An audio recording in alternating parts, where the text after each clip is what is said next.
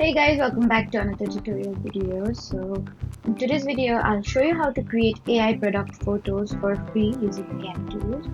So if you want professional product images for online stores, ads, or social media without a camera setup, just follow along. First, you'll need an AI image creation tool. One free option you can use is Microsoft Designer, which can generate and edit product style image using AI. Another option is Leonardo AI, which is great for creating realistic product visuals and different backgrounds. So first, you need to upload your product image into the AI tool.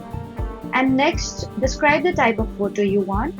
For example, you can ask for a luxury product shoot, clean studio lighting, realistic shadows, or a professional advertisement style.